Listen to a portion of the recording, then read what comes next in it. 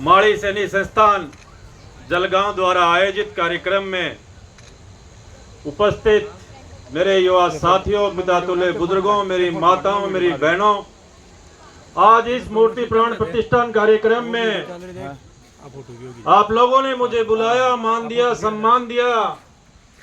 इसके लिए प्रवासी राजस्थानियों का और जलगांव के सभी मेरे समाज बंधुओं का हार्दिक अभिनंदन और स्वागत करता हूं। मेरे से पहले वक्ताओं ने समाज की दिशा और दशा परिवर्तन करने के लिए आपको बहुत कुछ कहा और शेखावाटी की धराधरती से आकर आप लोगों ने पिछले 60 साल में, 50 साल में जो व्यापार में, समाज में जो प्रतिष्ठा बनाई है, उसके लिए मेरे सामने बैठे हुए मेरे हर पिता तुल्य बुजुर्ग को और मेरे युवा साथियों को धन्यवाद देता हूं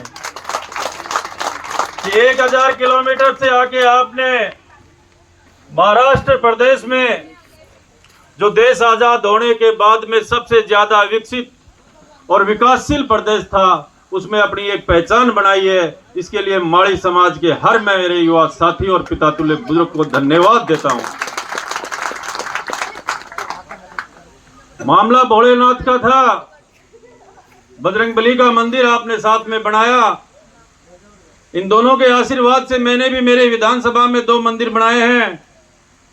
कल सुबह जब मैं गुड्डा था तब हरी जी कह रहे थे कि साहब आना है कार्यक्रम में, जैसे तैसे इस भोलेनाथ का आशीर्वाद लेने के लिए आपके बीच में आया। आपका प्रेम, आपकी ताकत, आपका व्यापार देख के जो खुशी मुझे हुई है, वास्तव में इस शेखावाटी नहीं, राजस्थान के कण कण में मेरे माड़ी समाज में जो जान बढ़ती है वो हिंदुस्तान का हर आदमी देखता है। महाराष्ट्र की राजनीति से पिछले 20 साल से मैं अच्छी तरह वाकिफ हूं। जब जब मुझे मौका मिला तो महाराष्ट्र में कई बार मैंने राजनीतिक सभाएं की। महाराष्ट्र ही नहीं, देश को एक पहचान देने के लिए आदरणीय छगन भुजबल साहब ने जो इस माड़ी सैनिक समाज के लिए जो त्याग किया है, जो बलिदान किया है, उसको माड़ी समाज अपने पसीने और खून से भी सींचे तो भुजबल साहब जैसा नेता इस देश में नहीं हो सकता। जय क्रांति। इस हिंदुस्तान में बात चाहे आंध्र प्रदेश की हो, चाहे बिहार की हो, चाहे उड़ीसा की हो, चाहे आपके राजस्थान की हो, 1995 से आज तक राजस्थान ही नहीं, पूरे देश की राजनीति को मैंने बहुत गंभीरता से देखा है। यदि किसी ने काम किया है तो एक मात्र महाराष्ट्र के छगन भुजबल है, जिन्होंने आपके समाज के हर नेता को पैदा किया है। आपके समाज में जो जागृति लाने का काम किया है, भुजबल साहब के बाद में राजस्थान के जननायक, जन जन के लाडले आदरणीय अशोक गहलोत साहब ने किया है, जिन्होंने अपनी एक अलग पहचान, माड़ी को लाड़ी कहने वाले आगे और आदरणीय अशोक गहलोत साहब के आशीर्वाद से पूरे देश के कोने कोने में जगह बनाई है। आज कोई जानता है तो ये कहते हैं कि अशोक गहलोत के समाज का है। ये पहचान आदरणीय अशोक गहलोत साहब ने इस माड़ी समाज को दी है।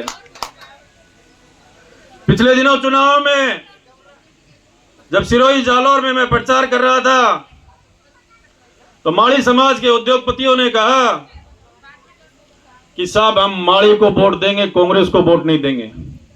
मैंने कहा माड़ी को दोगे? बोले माड़ी को जरूर देंगे। कुछ कमियां कांग्रेस पार्टी के संगठन में रही। आदरणीय वैभव गहलोत जी लोकसभा में नहीं पहुंच पाए, पर वो समय दूर नहीं है जब आप अपने लाडले 36 कौम के नेता आदरणीय गहलोत साहब के सुपुत्र को आगे आगामी जो लोकसभा है उसमें भेजने का काम करेंगे। ये गहलोत साहब की देन है, जो माड़ी समाज हमेशा भारतीय जनता पार्टी को वोट देता था, भारतीय जनता पार्टी का अनुयायी था। मैं यहाँ राजनीतिक बातें नहीं करने आया, पर मेरे समाज के लोगों से, क्योंकि यहाँ मौजूद हर आदमी, हर प्रवासी मेरी विधानसभा से लगता हुआ और मेरी विधानसभा में उसका कोई ना कोई रिश्ता जरूर है, इसलिए आपसे निवेदन और आग्रह करने आया हूं कि राजनीति में जो सूझबूझ, आप सब लोग व्यापारी हो, ज्यादा मतलब आपको नहीं रहता, क्योंकि राजस्थान में आपका व्यापार नहीं है। आपको यदि राजनीतिक कोई मदद भी चाहिए तो महाराष्ट्र में चाहिए। आपका नेता सक्षम होगा, आपका व्यापारी सक्षम होगा, आपकी बेटी पढ़ेगी तो बेटा भी पढ़ेगा। क्यों? क्योंकि जब तक अपने समाज में जो युवा है वो आगे नहीं बढ़ेगा, नौकरी अपने समाज के लोग, आज शेखावाटी की मैं बात करूं, ऐसा कोई घर नहीं है जिसके अंदर एक ना एक सरकारी कर्मचारी, चाहे तो बेटी है चाहे बेटा है। पर जब उनके ट्रांसफर की बात आती है, जब उन्हें कोई राजनीतिक संरक्षण की बात आती है, तो उनकी बात विधानसभा में उठाने वाला उनका नेता नहीं होता, तो उन्हें दूसरे लोगों के पास जाना पड़ता है। अभी मेरे थोड़ी देर पहले के लोकसभा का चुनाव हो चाहे विधानसभा का चुनाव हो, उसमें आपको ये नहीं सोचना है कि मैं 1000 किलोमीटर जाऊंगा, मेरा तो एक ही वोट है। वो एक वोट आपके समाज के नेता की दशा और दिशा को परिवर्तन करेगा। इसके लिए आप लोगों को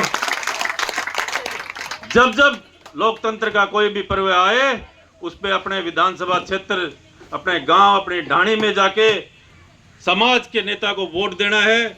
और जो भावनाएं आज समाज के नेताओं में है, आदरणीय अशोक गहलोत साहब को चैलेंज करने वाला राजस्थान का सबसे बड़ा गुंडा, जिसने अशोक गहलोत साहब को सरेआम गालियां निकाली है, आप सब लोगों ने सुना होगा। सुना था क्या? उसको इस लायक